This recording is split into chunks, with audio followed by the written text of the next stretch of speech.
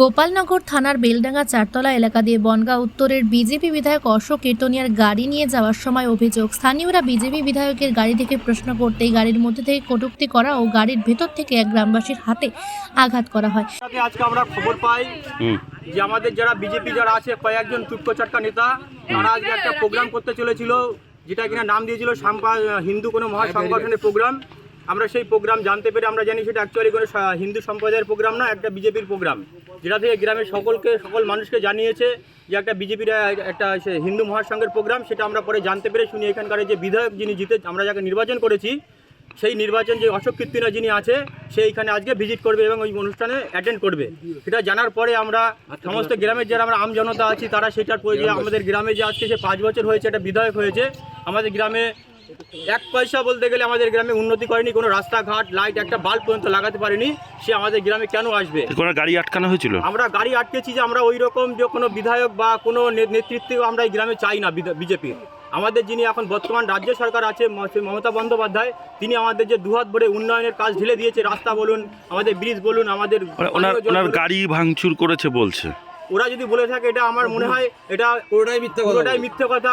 এটা আম জনতা প্রচুর পাবলিক হয়ে গেছে। আমার গ্রামের একটা না দুটো তিনটে গ্রামের আমার এখানে লোক জড়ো হয়ে গেছে, রাস্তা দিয়ে প্রচুর লোক। এই গ্রামের নাম কি? আমাদের গ্রামের নাম বালিয়াডাঙ্গা, দক্ষিণ বালিয়াডাঙ্গা 106 নম্বর বুথ। আমাদের এই জায়গায় আজকে আমাদের সাধারণ মানুষ রাস্তার উপরে হয়েছে, আপনারা দেখতে পাচ্ছেন এটা রাস্তার উপরে হয়েছে। এরপরে উত্তেজিত গ্রামবাসী গাড়িতে ভাঙচুর চালায় বলে অভিযোগ। জানা গিয়েছে চারতলা গ্রামে এদিন বিধায়ক অশোক কীর্তনিয়ার স্ত্রী সহ কয়েকজন একটি অনুষ্ঠানে এসেছিল, সেই গাড়িতে বিধায়ক অশোক কীর্তনিয়া ছিলেন না। বিধায়কের অভিযোগ, একটি ধর্মীয় অনুষ্ঠানে গিয়েছিল আমার পরিবার, আমার স্ত্রী সহ বাকিদের তৃণমূলের দুধেল গাইরা আমার গাড়িতে থাকা সকল ব্যক্তিকে আক্রমণ করে। ইতিমধ্যেই অশোক কীর্তনিয়ার স্ত্রী গোপালনগর থানায় অভিযোগ জানাচ্ছেন।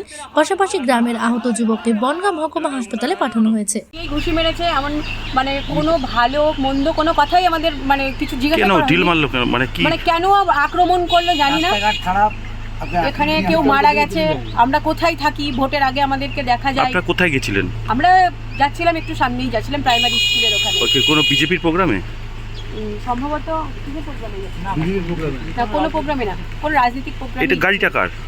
গাড়িটা আমাদের পার্সোনাল, আমরা ভাড়া করি। অশোকদার গাড়ি কি এটা? হ্যাঁ বলে দাও, অশোকদার গাড়ি।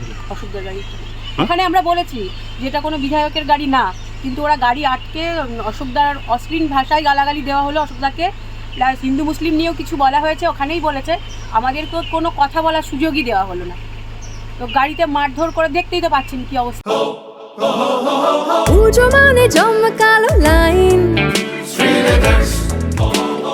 Dropbox লোফা লুফি আইন,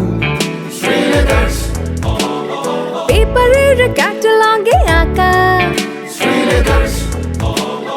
বাঙালির ইমোশনে মাখা। এ ভরসা কি উপায়, জানি পায়ে পায়